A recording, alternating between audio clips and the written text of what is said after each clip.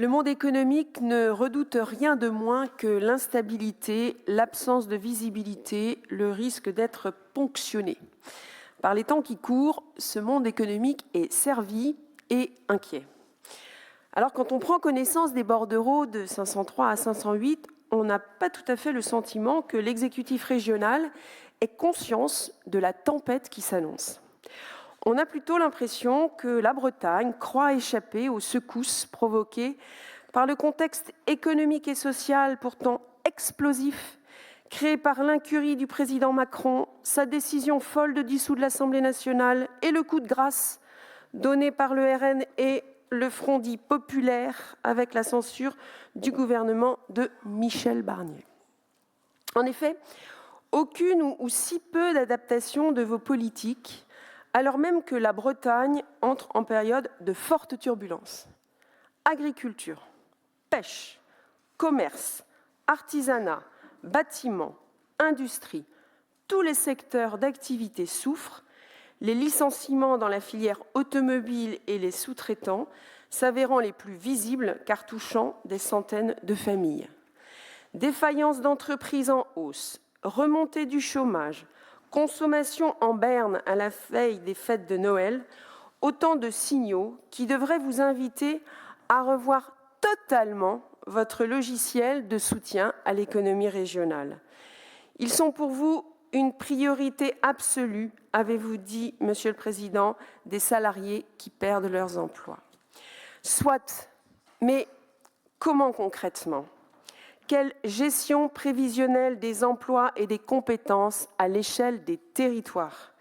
Quelle participation des formations de la région à l'effort de reclassement des salariés ? Nous avons parlé hier de formation. Pour nous, il est temps de passer à la paille de fer tous vos dispositifs qui se sont accumulés au fil des années afin de les rendre plus lisibles, plus efficients et plus en phase avec les mutations majeures que nous subissons qui impactent l'emploi en Bretagne. Ainsi en est-il, pour exemple, des fonds Inno, la gamme des fonds Inno. En 2025, apprend-on, les dispositifs régionaux d'aide à l'innovation seront reconduits dans leur diversité d'objectifs et de cibles.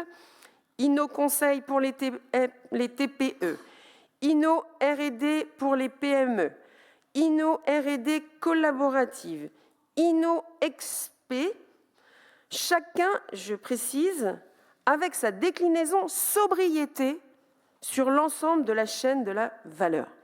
Qu'est-ce à dire, Madame Fortin ? Une chose est certaine, c'est que l'accompagnement à l'international, et vous le concédez, n'est toujours pas satisfaisant. Nous le disons depuis le début du mandat, pas moins de 3 structures s'en occupent, mais nos exportations marquent le pas. Et c'est un drôle de pari de penser que vos voyages au Japon vont changer l'avenir économique de la Bretagne. Peut-être faudrait-il commencer par consolider et renforcer les partenariats européens, ce que vous commencez à faire manifestement, Monsieur le Président, à considérer que le Royaume-Uni fasse partie de nos partenaires.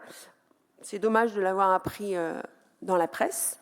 Mais oui, je pense que nous pouvons aider les entreprises bretonnes à avoir davantage de coopération et de marché à l'intérieur du marché européen.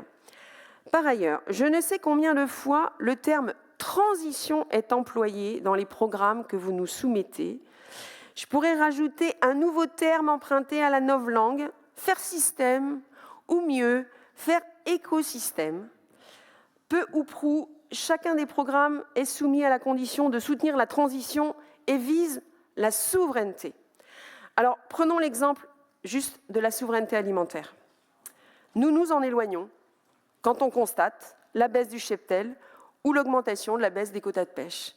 Donc oui, nous sommes favorables au soutien à la souveraineté de notre région, il faudrait la qualifier et il faudrait mettre concrètement en face des actes. Enfin, Stéphane de Salier-Dupin l'a évoqué hier, et vous le savez très bien, Président, la perspective d'adoption d'un versement mobilité additionnel que vous soutenez fait fortement réagir les représentants des entreprises bretonnes. Que leur répondez-vous ? Si tant est qu'il y ait des versements mobilité, c'est le cas dans un grand nombre de PCI en Bretagne, c'est en regard d'un service apporté aux salariés des entreprises qui versent ce versement mobilité. Et on le sait aujourd'hui, toute augmentation des charges pèse sur la compétitivité des entreprises qui, je le répète, sont extrêmement inquiètes aujourd'hui et on le serait à moins. Je vous remercie. Merci à vous.